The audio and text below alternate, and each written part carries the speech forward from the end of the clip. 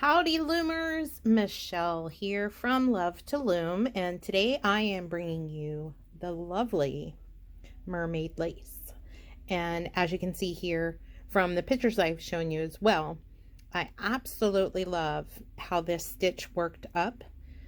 It looks like scales, and as you can see all along here, they are just lovely, very delicate looking and beautiful. Now, I do want to remind you that this video is just to learn the stitch. This is not going to be a pattern video for this particular cowl that I did, which is super easy to do actually. This is just for the stitch. And also, it's not the same on both sides. So on this side, it actually looks like more like shark scales, or even chainmail, my husband said, on this side. And on this side, you have the lovely mermaid scales. So it's really a 2-for-1 stitch that I'm going to teach you guys today. Now, this particular one here, I did this with Yarn Bee yarn in Chloe with the color Carnation, which I will have a link because a lot of people are asking from the photo what it was. And I had made a cowl for this and put some fringe on it. So let's get into this stitch. Now, for this particular one that I did, I have to make another one, but I used my Cinderwood loom, and this is a 40 peg. Let's see if I can get that on there. There we go. 40 peg, 5/8 gauge, and I do recommend that you use a 5/8 or even a 3/8 gauge for this. And yarn weight I recommend is between a 3 and a 4. That'll give you the nice lacy effect that you want with this, and it's really lightweight. So for this particular one, I'm using Premier yarn, and it is a number 3 weight, so it's nice and light, as you can see here, very delicate. And the color that I'm using, it is called Teal Blue, and very watery mermaid-ish kind of colors. So we're going to jump right into it, and let me get my camera set here. Whoa, there we go. And again, keep in mind, this is just to learn the stitch. So you're going to cast on even number of pegs on this particular one. I have, or excuse me, you can do either even or an odd number of pegs. On this particular one, I have 37 casted on. This is a 40 peg loom, so I have 37 casted on.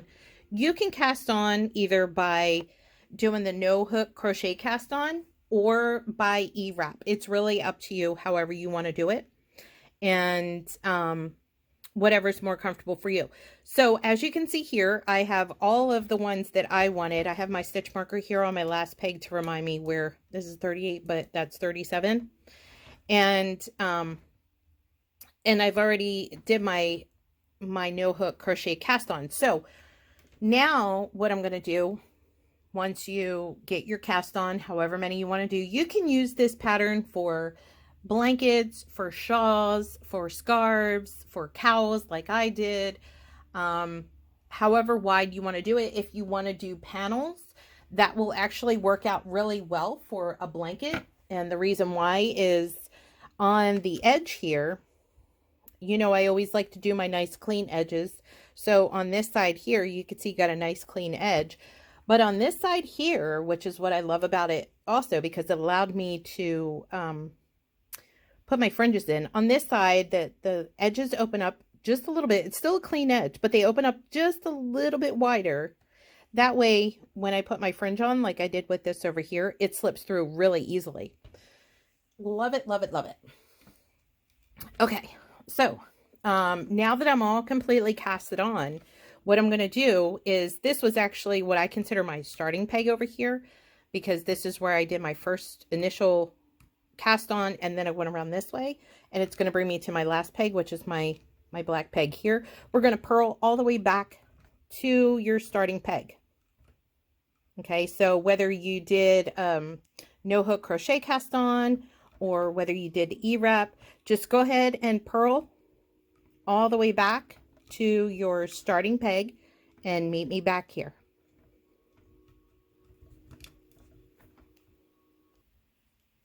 All right, so I have purled all the way back, and this is my starting peg right here.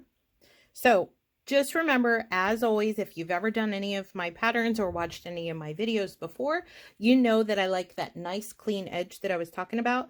So your first and your last are always going to be considered what I call your edge pegs. And that will allow you to have this nice, clean, tight edge to where it's not, you know, all bubbled out from the slip stitch and looks messy. I don't like that. So what we do is on this last one, purl it, in this case, because I'm going in the purl direction. Come on. There we go. I'm working with the camera between my arms, so bear with me. I'm trying to make it where it's easier for everybody to see point of view. Now, I've purled that, and you're going to come right back around, and you're going to knit that one off. And again, edge peg, first and last peg. Now, there is actually a 4-row to this, but it's very similar. What you're going to do is for this first row, this is where you start your pattern. It's super easy. So you're going to simply U-knit. Once you have that new loop on there, you take it off, you move it over to your next peg. So now this one is empty and you have 2 strands on this one here. You're going to bring your working yarn behind the 2 strands to the next peg, knit it, carry it over. And you're going to repeat that process all the way until you get to the end. And this is why I said it works up really, really quick. Carry it over, come behind. And once you get into the rhythm, it moves along so quickly. All right. So go ahead, go all the way to the edge, pause the video, and meet me back here when you're all the way at the end. All right. So now we have come to the end, but I wanted to show you on this. So here you can see I did my carryover. I have 2 strands and we have the second to last and the last peg. So remember, this is always going to be your edge peg. So what you're going to do is just knit this, the edge peg, and then you're going to come around and you're going to purl that, and that'll take you into your second row of the pattern. Now, as you can see, every other one is either empty, other than the first and the last couple of pegs, is either empty or has 2 strands all the way. Empty, 2 strands, empty, 2 strands. So all the way around, that's what we are looking at. Okay. All right. So now what we're going to do now is go back by purling to our starting peg, which was this one right here. Okay. So I've already done my edge peg. I'm going to this one. I'm purling this one. And then you'll come to the ones that have 2. You're going to scoop both of them, purl both of those off. And then with your empty pegs, you're not going to do anything but bring your yarn in the front. You're not going to wrap them. You're not going to do anything else. Just bring your yarn in front. If you've done my wisteria web, if you've done my twisted honeybee, you're already familiar with this. So this is going to be easy peasy all the way around. So just continue purling those 2 strands all the way back to your starting peg. Pause the video, and when you get to the end, go ahead and hit play. All right, so as you can see, I've purled all the way back to the beginning. This was my last peg, and you could see where I did the yarn in front. They look like this, where the strands just come right in the front. And again, like I said, if you're familiar with my wisteria web or my twisted honeybee, you're already familiar with this process, so it's not going to be anything new, and this will be super easy for you to get through. Now, before I knit off this last one, which is my edge peg, you'll see these ones here that you did the yarn in front. This is the easiest cheat guide. These are the ones that on this row and on the other as well, these are the ones that you know are going to be useful to remember where you are, like if you have to get up and walk away. And this is why I will show you. Hold on one second. So I'm going to knit off this last, or purl off this last one, and then turn around and knit it because it's my edge peg. So I purled, now I'm going to knit it. Now you'll notice that this one right here, which was the first one that we actually knit off and carried over to the third peg, this one is a yarn in front. So what we're going to do on this case, because we have to step between the second and the third peg to make that look that you get with this right here, where you have this one here in between those two and then that one here. So this is how you create that effect. Now, this one here, you're just going to knit this one off. This one here that is before the ones that is a yarn over, what you're going to do is knit those and carry those over.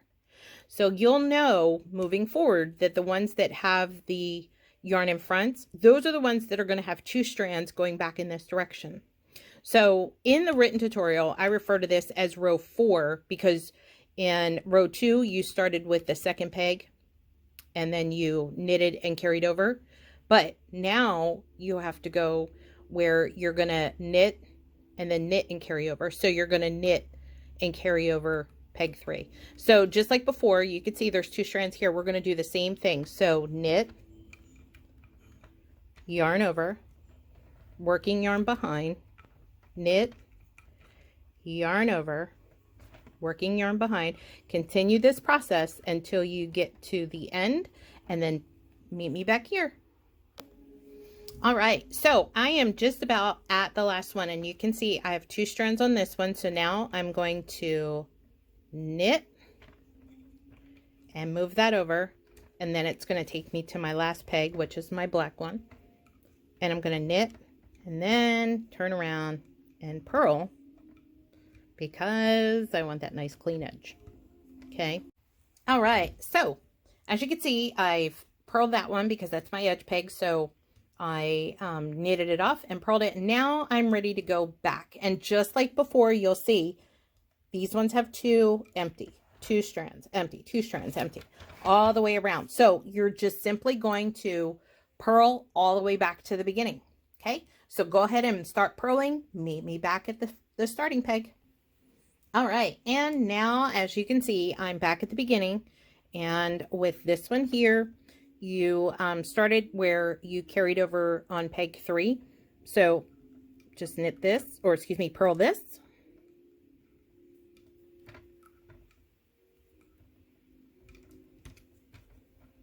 Purl this.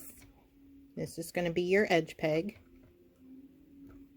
And then you're going to turn around and knit that. And again, you get that nice clean edge when you do that. So you're just going to repeat that process.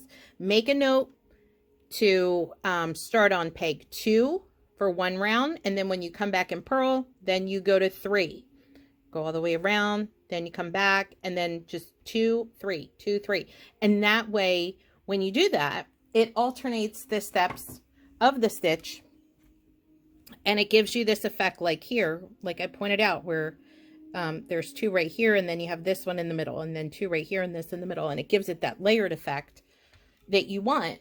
And you can go to the desired length that you want, as long as you want. And that's as simple as it is. So if you want, if you're somebody that's pretty forgetful, the easiest way to remember this is to just look for these yarn overs. When you see these ones that have the yarn overs, then you know, okay, I have to start with this one. So in this case, knit, yarn over, knit, yarn over, knit, yarn over. And always remember to go behind. Your working yarn goes behind the one that has 2 strands over to the front, and you just repeat this process, and it literally, you get into such a groove with this that it works up super quick. I probably would have had this done a day earlier, but it was Easter Sunday and I had family come by at the last minute unexpectedly, and that kind of put a kibosh in things. So there you go. It's really simple. I always suggest that you keep a copy of the written as you watch the video, and vice versa. They are a good companion to have side by side. You can make this as wide as you want. It's basically just the stitch pattern. So if you guys have any questions, just like always, if you're not already in my Facebook group, feel free to join us and have some fun. We're always very active, lots of things going on. You'll find the link in the information section, or you're welcome to drop me a message either on Facebook or an email at ilovetoloomknit@gmail.com, and I'll be happy to get back to you. Thanks for watching. Happy looming, gang!